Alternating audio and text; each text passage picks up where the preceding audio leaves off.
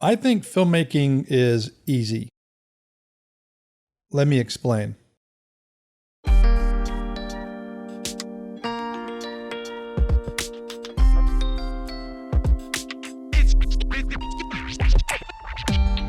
These days, pretty much anyone can buy a camera that will shoot amazing looking video. And that includes smartphones. Mobile filmmaking is really, really amazing these days. And then if you step up to a mirrorless camera or a DSLR or of course a cinema camera, really with virtually no training, especially on the mirrorless and DSLR cameras, you can turn those on and shoot amazing footage. If you follow my channel or this podcast, you know that I'll talk about the DSLR revolution that happened in 2007, 2008 with the Canon 5D. And I remember back then thinking how amazing it was to be able to get that kind of image out of a camera that was that cheap. Cheap in quotes, it was a several $1,000 camera. But we had just come from a world of Betacam, digital Betacam, Varicam, and all those cameras were $10,000, $20,000, $100,000. So to be able to get that kind of image quality out of a DSLR was really amazing. And so I remember thinking that while the image quality, the visual aspects of all the films you would see, whether that's on YouTube or Vimeo or wherever, greatly improved. The storytelling didn't. So that's what I mean by filmmaking is easy. Now, in reality, filmmaking is not easy. Making a good film is very, very difficult. I'm using the word filmmaking in a very general sense, and that is taking a camera and producing content. If you're talking about making a movie, that's a different animal. That's a different story. But like anything in life, the people that are really good at it make it look easy. I always say that in particular about actors. Good acting is really, it's invisible, I guess. You don't realize they're acting. And so people always think they can act. But in reality, very few people can act very well. And that's because the people that are really good at it make it look easy. And the same thing, of course, goes along with filmmaking. Beyond the technology, you want to work on your craft. That's where you really become a good filmmaker. For years, I knew how to shoot, I knew how to edit, but I didn't really necessarily understand the craft, the storytelling craft, taking all those individual pieces, putting them together to tell a cohesive story.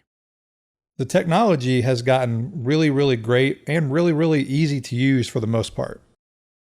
Now, I'm saying that in quotes a little bit. If you're brand new, you're not necessarily going to understand the idea behind aperture, ISO, or shutter speed, or using filters like ND filters or ProMist filters, polarizers. You don't understand how depth of field relates to aperture or focal length or field of view. I mean, there's all kinds of things that are not easy. But the way technology has really democratized filmmaking, and by the way, I think it's great, it's made filmmaking easy. A friend of mine posted a picture of Robert Downey Jr. on the set of Avengers Endgame. It was a behind the scenes picture, and it was a shot of a monitor, and he's on a green screen. And so you're seeing what the camera is seeing, and you can see that they're shooting 48 frames per second. The shutter speed was, as a shutter angle, it was 90 degrees.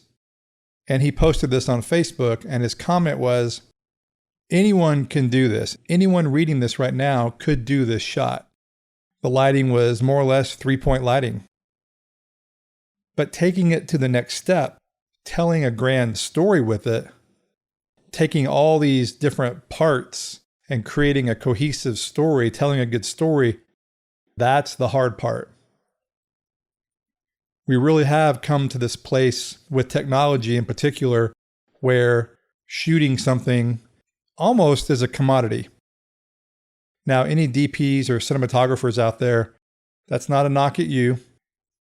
Everyone has their own style, and you bring that to a job, which is great. But if you watch a YouTube video, doesn't matter really who it is, they all kind of look the same right now. They really do. And I'm talking about more of the larger YouTube personality type channels, and filmmakers is what I mean, not vloggers. And I'm not saying that in a bad way. What I'm getting at is the technology and their craft is so good that they all look very polished. They all look great. But each of those guys has their own personality, and they tell their own different kind of stories. And so back to the Robert Downey Jr. shot, they shot that on some sort of an Alexa. I'm not 100% sure. My guess is the Alexa, 65, something like that.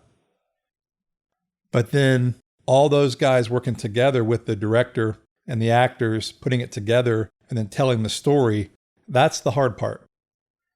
I talked about how cameras don't matter in previous episode. And that is part of this overall larger theme of it's what you do with the camera. It's what you do with the technology that matters. It's how you tell the story. My YouTube channel, The iPhonographers, directly or indirectly uses this idea, this theme in everything I do, really. And that is, don't wait to create. Use your smartphone. Use whatever DIY filmmaking method you want to use to create the best content you can create. But don't wait for the great camera. Don't wait for the best camera. Cameras and different filmmaking technology are really becoming commodities. It's the people, it's the guy behind the camera, it's the director, it's the DP, it's the entire crew coming together to tell this story that matters. On one hand, filmmaking is very easy. Anyone now can grab a really nice mirrorless camera and shoot some amazing looking footage with virtually no experience. But can they take that and tell a good story? That's the part you need to work on. Making a good movie is very difficult, very challenging. But filmmaking today, because of the great technology we have, makes it very easy to make pretty pictures. So work on your craft, work on your storytelling skills, and shoot with whatever camera you have to do this.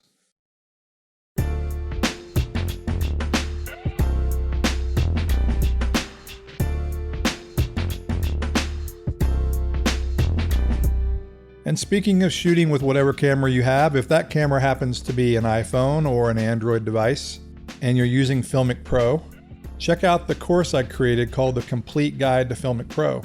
In the guide, I go over everything in the app, top to bottom. Even if you know the app, this course is good for really unlocking its potential. And if you use the link in the show notes, you can take 10% off the course. Also, don't forget to check out the LUT packs for Filmic Pro as well. Ever since they switched over to log version 2, I am constantly really amazed and impressed how much quality you can get out of an iPhone, and especially an iPhone XS Max. The dynamic range is really amazing. It's like 11 stops. That's impressive for a phone in particular.